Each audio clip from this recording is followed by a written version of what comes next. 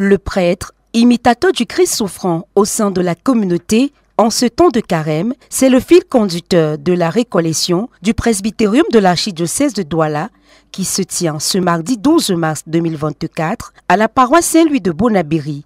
Objectif, mieux se préparer en vue de la célébration de la fête de Pâques. Il n'y a pas de prêtre sans service parce que le Christ lui-même s'est fait serviteur tout au long de sa vie et il a montré dans ce moment tragique. À ce titre-là que le sacerdoce est même né dans la souffrance. Vous vous souvenez le jeudi saint, le sacerdoce est né dans la souffrance. Le Christ n'a pas bu la dernière coupe le jeudi saint, il a bu lui-même au calvaire. Donc le sacerdoce est lié essentiellement au service. Cette dimension de service gratuit et généreux dans la communauté s'articule autour des trois fonctions classiques du prêtre. Fonction de sanctification. Chaque jour, en sanctifier le peuple chrétien, il doit montrer cette dimension de service, qu'il est là à leur service. Alors ça évite, comme je l'ai dit, un cléricalisme montant. Il n'est pas un chef, il n'est pas là pour dominer le peuple chrétien, mais il est là à leur service. Et ce service-là, il puise ses racines dans l'être du Christ, serviteur souffrant. On a montré aussi, c'est aussi la fonction du gouvernement, le prêtre exerce la fonction du gouvernement. Et le Christ dit qu'il faut gouverner en étant le modèle du troupeau. Il est souligné aussi à travers 1 Pierre au chapitre 2 qui dit qu'il ne faut pas seulement gouverner par contrainte ou bien aussi gouverner par obligation, mais de bon cœur et en étant le modèle du troupeau. Pour imiter le Christ souffrant pendant ce temps de conversion, le prêtre doit vivre le silence, être distrait et moins présent sur les réseaux sociaux afin d'être plus à l'écoute de ses fidèles. Le cardinal Sarah, je l'ai dit, en parle amplement dans son livre la dictature du bruit. Et vous savez que pendant ce temps tragique qu'est la Passion, le Christ a été silencieux. Comme un agneau qu'on mène à l'abattoir, le prêtre doit aussi vivre le silence en lui. Et c'est à ce titre-là qu'il doit porter la prière des chrétiens dans le silence. Il y a beaucoup de choses que le prêtre sait de ses chrétiens, de ses paroissiens. Et il doit être discret, il doit vivre avec cela dans le silence. Parfois même de manière tragique. En étant même blessé, parce que le chrétien peut te confier une grande blessure où toi-même tu te trouves blessé. Mais c'est à travers ce silence-là que tu dois vivre l'être sacerdotal. L'archevêque de Douala conclut cet enseignement en invitant les prêtres à intégrer la réalité de la croix dans le ministère. Cela ne doit pas être un poids qui les empêche de connaître la joie de vivre le sacerdoce, mais un moyen qui leur permet de se sanctifier et de sanctifier les fidèles laïcs, martèle Monseigneur Samuel Cléda.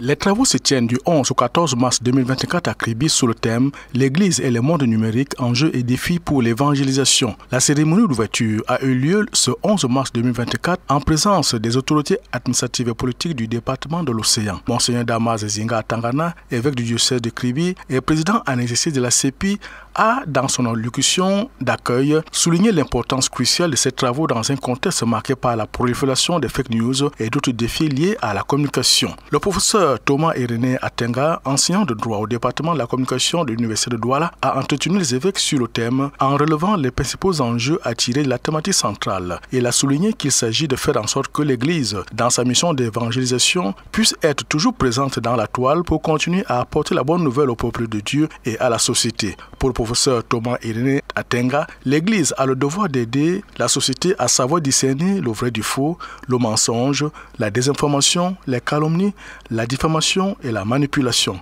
Pour le conférencier, Dieu doit toujours être présent dans toutes les activités sociales. Rappelons que la province ecclésiastique de Yaoundé est composée des diocèses suivants: Yaoundé, Mbalmayo, Obala, Bafia, Ebolova et San Milima. Les travaux qui se déroulent au centre d'accueil Saint-Joseph de Kribi s'achèvent ce 14 mars 2024.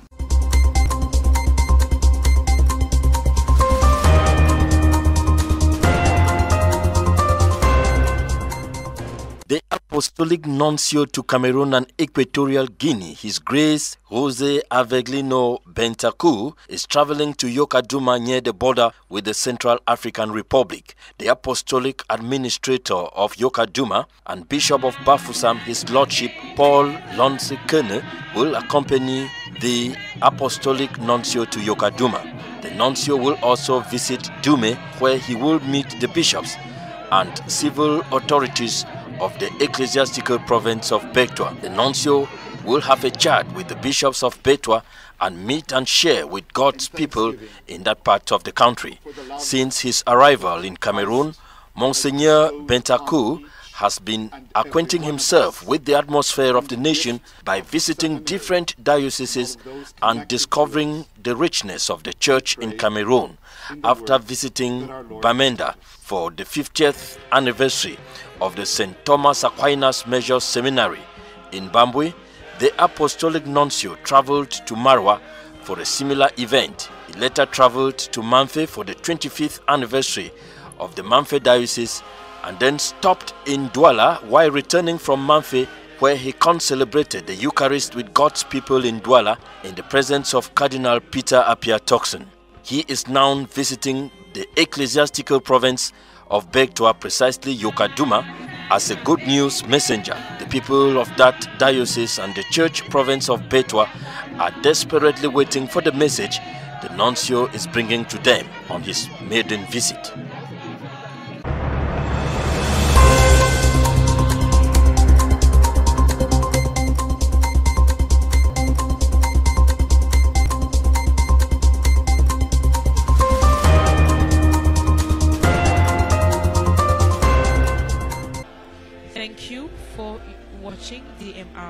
Les évêques de la province ecclésiastique de Bamenda, les prêtres, religieux, religieuses, familles et amis se sont retrouvés ce samedi 9 mars en la cathédrale Divine Mercy de Moliko Abuya. C'était dans le cadre de la célébration du 10e anniversaire de la mort de Monseigneur Pius Suawa, 3e évêque résidentiel et émérite de Buya. Dans son homélie, l'archevêque de Bamenda, Monseigneur Andrunkia, a déclaré que Monseigneur Pius Suawa n'était pas très connu à son époque car ses œuvres étaient très importantes pour que les petits esprits puissent les voir il y a 10 ans. Consacré évêque en 1971, Monseigneur Pius Suawa est notamment connu pour avoir traduit l'évangile en anglais pidgin et pour avoir influencé de nombreuses vies. Monseigneur Andrunkia a au passage remercié l'actuel évêque de Buya, Monseigneur Michael Bibi, pour avoir immortalisé Monseigneur Hawa grâce à la construction du centre pastoral mémorial qui porte le nom de l'ancien pasteur. Notons que l'événement qui a duré 2 jours a débuté le 8 mars dernier par l'allumage des bougies, la bénédiction de la tombe de Monseigneur Pius Suawa à la cathédrale Reginald Passis de Small Sopo, l'office des morts, mais aussi de danse traditionnelle, entre autres.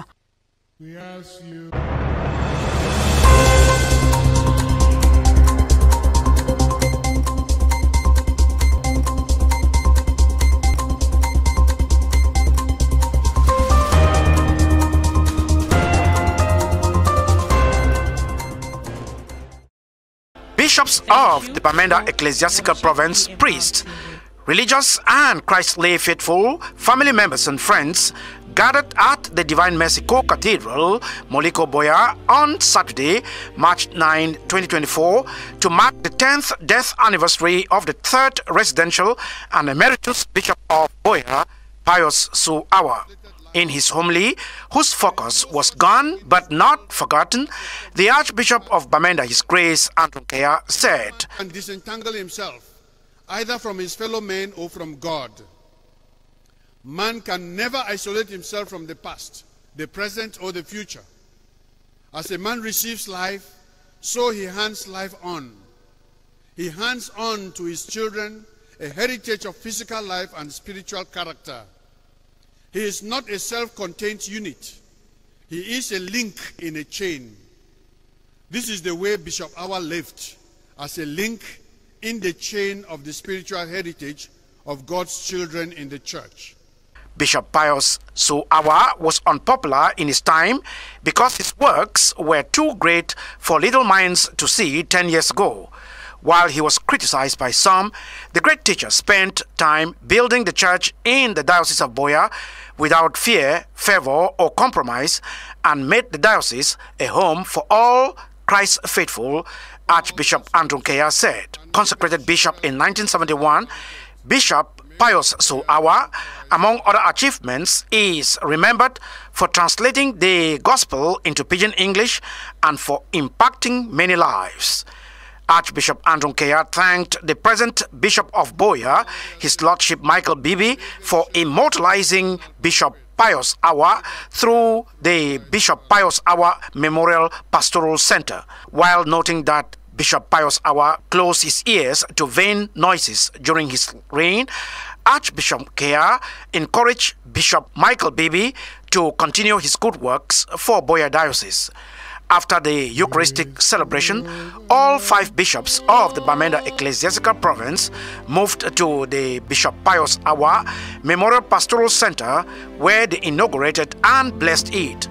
The 2-day event started on March 8 with the lighting of candles, the blessing of the late Bishop's tomb at the Regina Pacis Cathedral's Mosopo, and the Office of the Dead. Traditional dances and band displays, among other animations, graced the event.